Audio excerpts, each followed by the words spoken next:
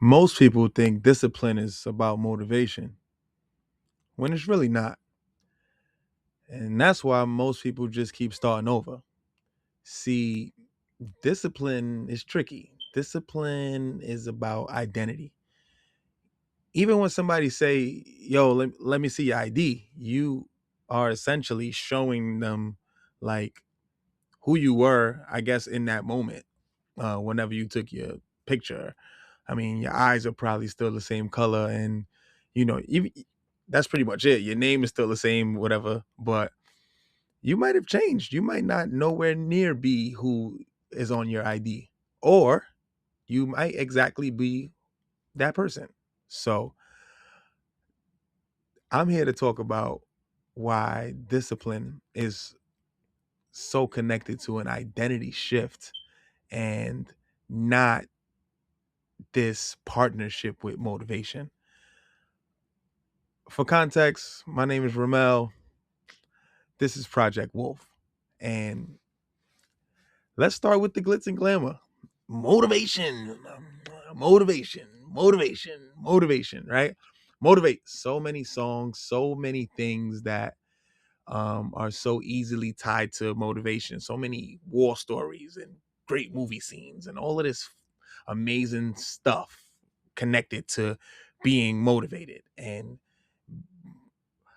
I gotta will my way to, or I just did it, man. I just, or you're always questioned. How do you say so motivated?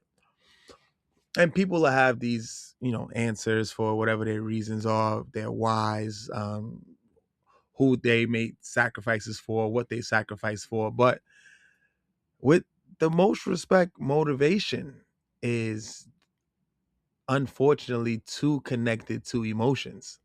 And this is why you hear a lot of, I've been in the fitness space for a long time, and you'll hear it. I'm just not motivated to come show up. I'm not motivated to get to the gym. I'm not motivated to eat properly. And when you rely on emotions, which is essentially what would derive this motivation, you are praying and you banking on your emotions not failing. Too much rely, too many things, too many people rely on feelings, and with respect, like feelings fail. So now, like, you could just change your mind. You get new information. You could get new information on a topic and you just change your mind. I mean, you thought you wanted to do something. You have a was thinking about eating something, and you see a video on social media or something, and they tell you, oh, all the shrimps are the crud of the sea. The shrimps are the roaches of the ocean. And now you like, nah, I'm good. I don't want no seafood, right? So you are so tied into what you might feel at that moment. That's gonna determine everything. And unfortunately, you got those emotions that are connected to this quote unquote motivation, which is not gonna push you in the direction you want to get pushed. And it might do the job that day, might even do it for a week, but people don't tap into the reverse. You can be quote unquote motivated for a week and then slip up, and now you're motivated to continue to slip up. So it's a very, very interesting thing when it comes to motivation. And I know that trying to connect motivation to discipline is just a dangerous game. Really, really dangerous game. So what for me, I was actually in I would like to say a tough love conversation with one of my superiors and one of my leaders. And with all due respect, I think he was trying to just tell me find a nice way to tell me that there were some things I needed to address. Right. And he's, going about it super respectful.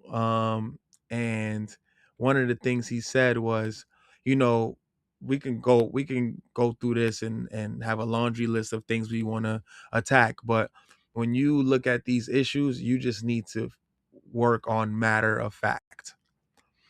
And I immediately start thinking about that verbiage. And I'm honest, I grew up in Harlem, and like that's just, you know, very we aggressive talkers. So the conversations will sound something like, "Yo, matter of fact, go do that for me. Matter of fact, da-da-da. Matter of fact, matter of fact." And I'm thinking, and when he said it, he was like, "Yeah, you just gotta really operate on matter of fact." And the truth is, only talk about factual things. So because I'm in the performance based business, like things that need to get addressed, there is no denying, excuse me, the actual facts. If a certain metric's not hit, target's not hit, or quota's not reached, that's the actual fact. And when you're dealing with matter of fact, there's no room for emotions. There's no room for feelings. There's no room for, now you could feel a way for not, for the facts being what it is, but it doesn't change the situation. So that was huge because I never even thought of it that way. I know like the way I was using that verbiage in that particular context was more to like double down or add emphasis to what I'm trying to say. But when he brought that up to me, I'm like, matter of fact, that's pain.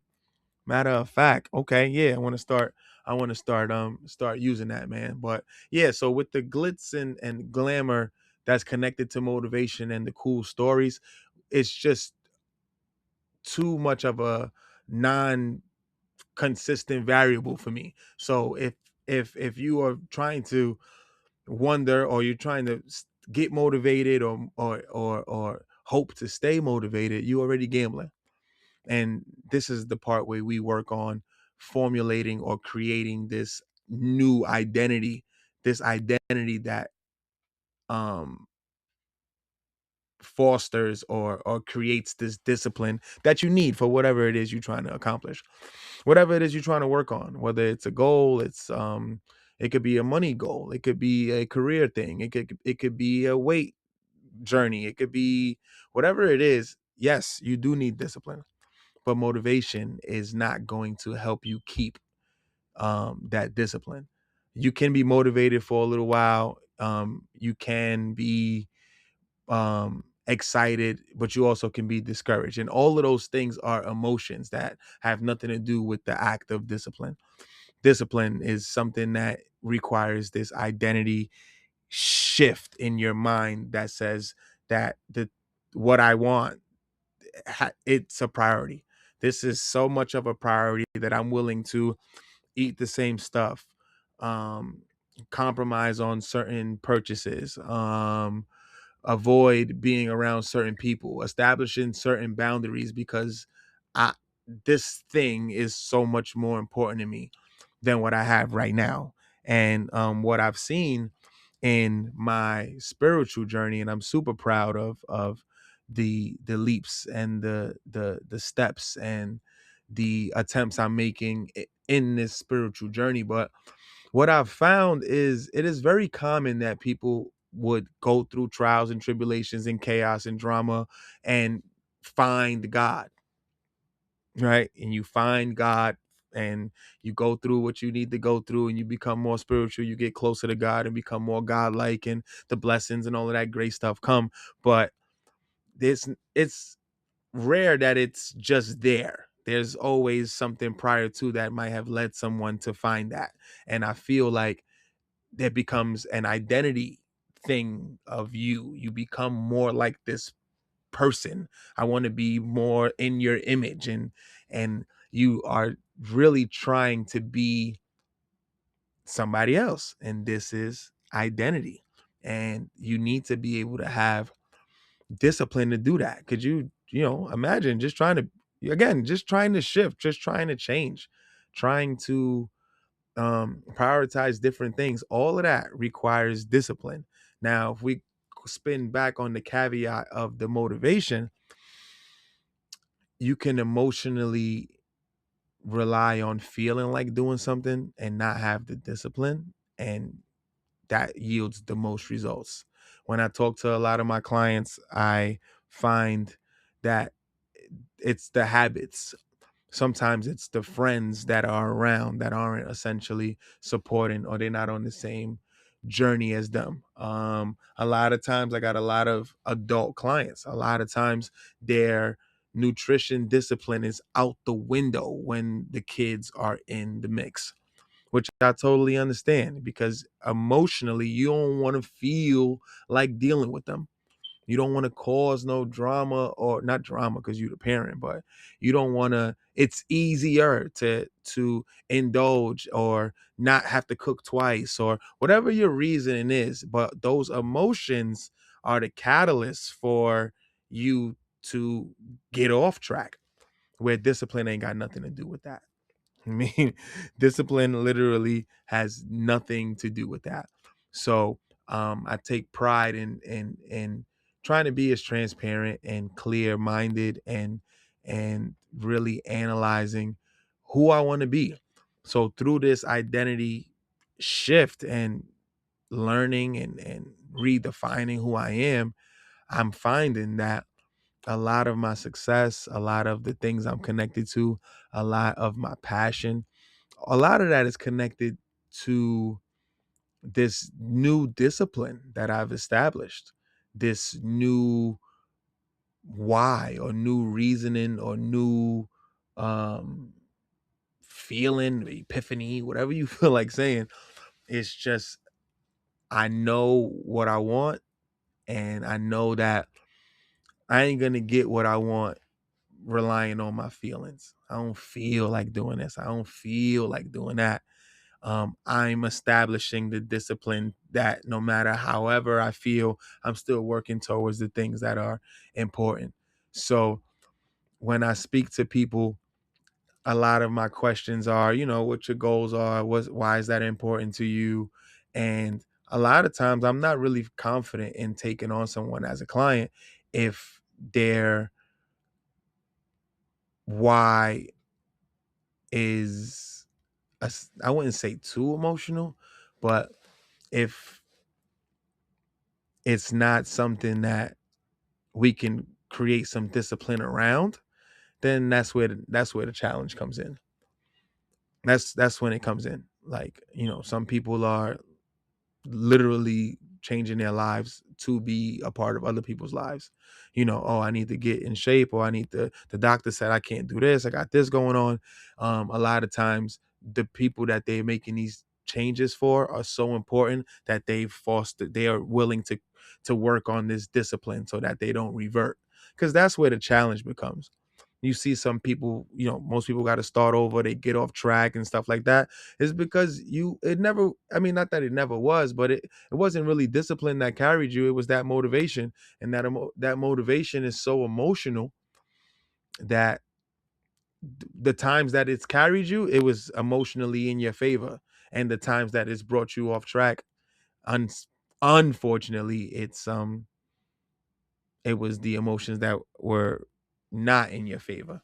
So I I want to really, really try and bring home this concept of not trying to force motivation, because all you essentially doing is trying to force feelings, and we all know how inauthentic that is, or how challenging that is. I mean, with the, the whole New York stuff and trying my best to be unapologetically me, like a big thing is like being phony, being fake, and that comes with force, being inauthentic. I mean, so it's like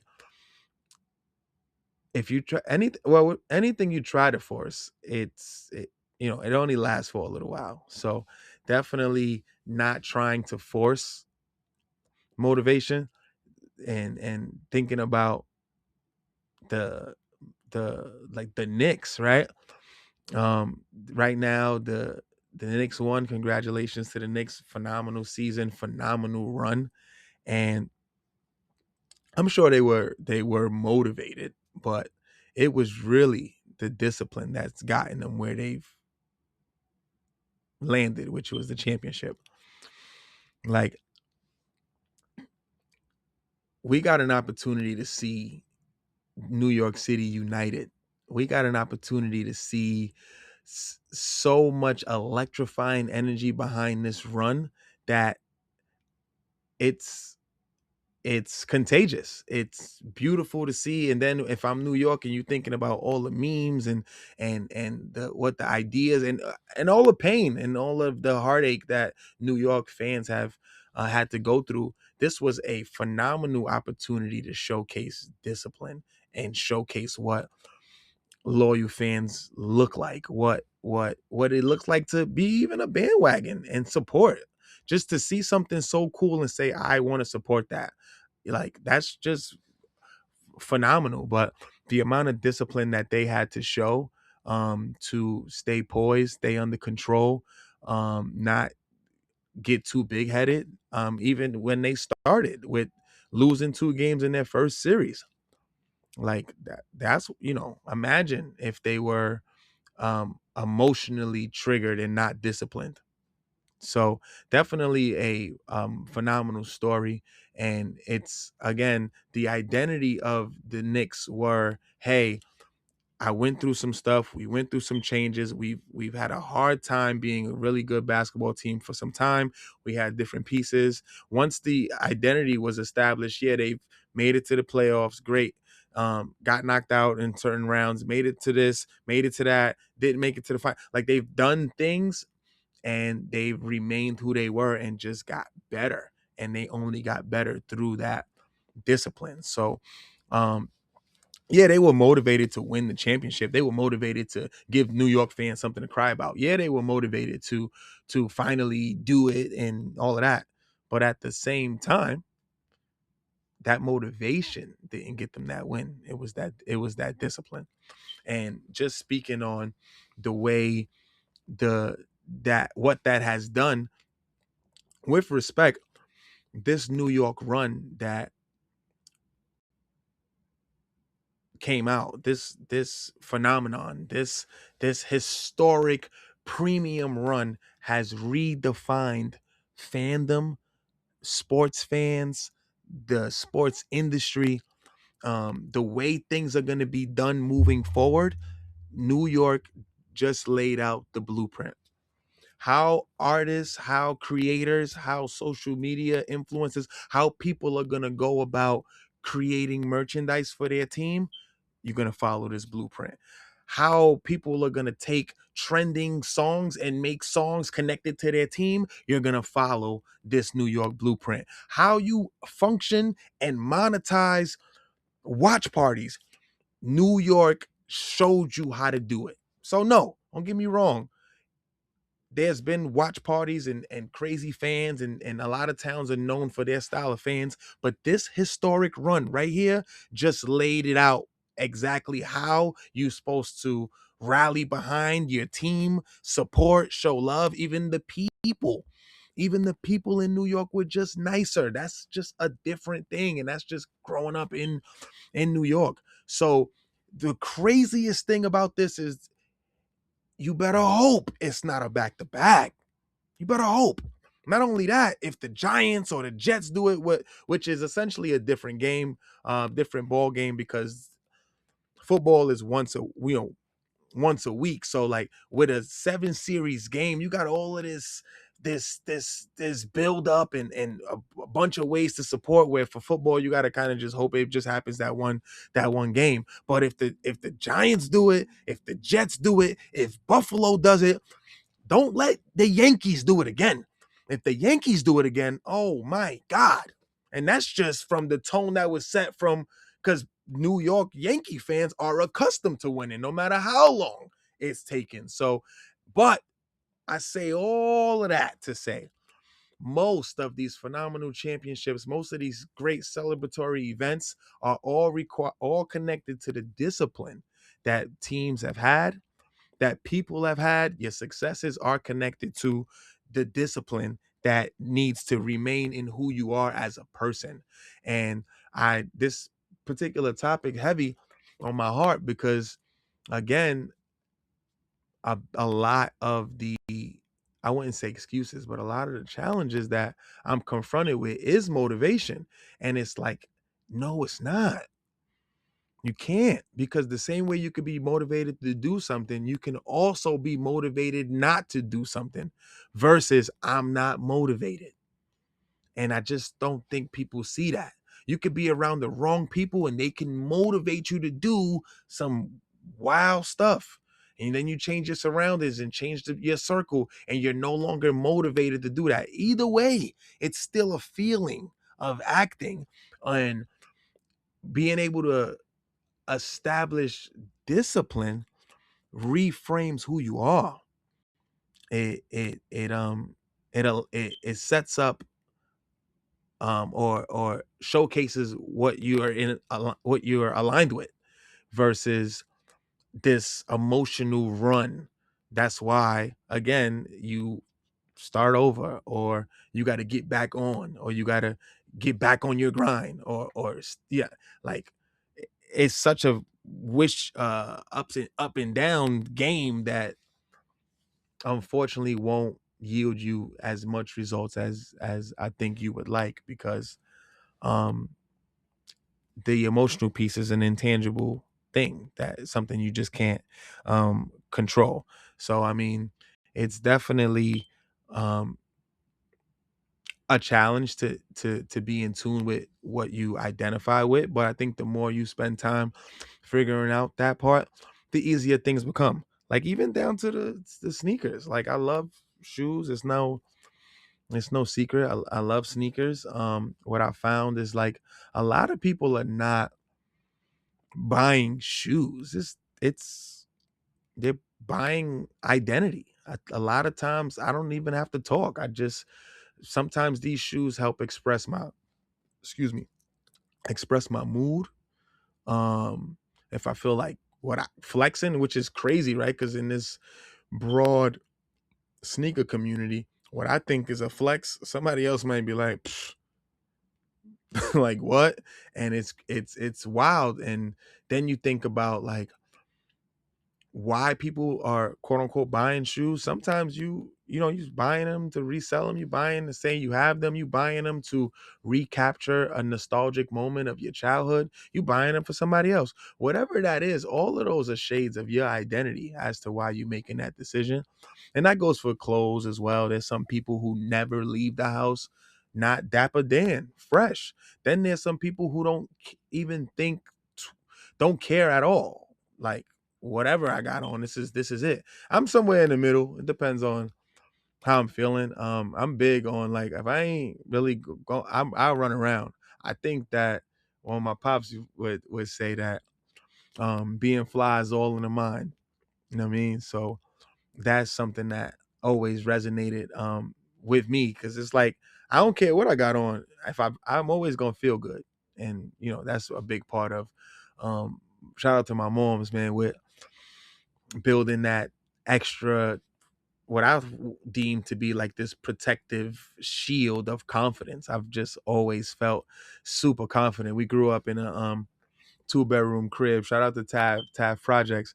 And the wall where we had the TV. My mom's full blown Puerto Rican. We had nothing but mirrors, just mirrors, like little like square mirrors that essentially were like wallpaper.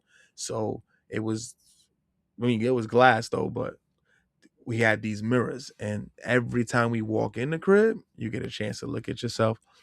Every time you're leaving, you're looking at yourself. If we were dancing, whatever was going on, we always had the mirrors. So it was like I could talk, like the person could be right here and the mirror is right here. And I could just have a whole conversation talking in the mirror, but the person is right here because I'm just so accustomed to it.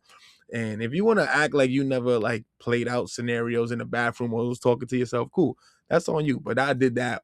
I did that all the time, man. So I'm very, very, very grateful for the identity I've formed. And I think the cool part, or the really, really fun part about um the identity thing, is that everybody's still figuring it out.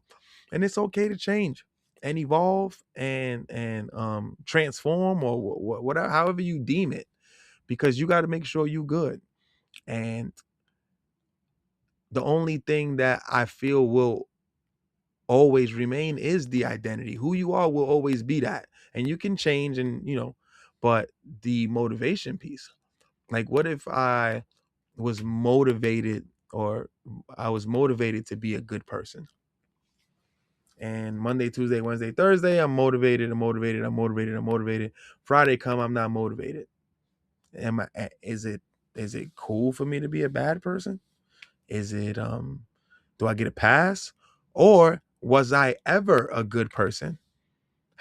Was I always a bad person? And it was just that little motivation that carried me over. So um definitely a a thought, and I wanted to spend a little bit of time just chopping it up and talking to you about how easy we can get wrapped up in this piece of motivation. And that's not it. We build in discipline. We are tapping into our identities. We changing our minds as to what we are going to stand for, what we want to be known for, how impactful we want to be. And you can do that without being motivated, because you're going to, in order to be successful in it, there's going to be days where you're not motivated. So you're better off not banking on that, man. So I just wanted to tap in to somebody who might need to hear this, man. And if you're tired of starting over, if you're tired of struggling with motivation, if you're tired with if you're tired of this feeling of uncertainty, this is where I'm at. And I'm working on constantly building and forming this identity to be proud of who I am, be proud of what I represent, be proud of the lives I impact. And if that's something you want to do, then I'm asking you to take this journey with me, man. So comment Wolf in the comments, man, so we can get right and we can continue to build together. Be what you need. It's love.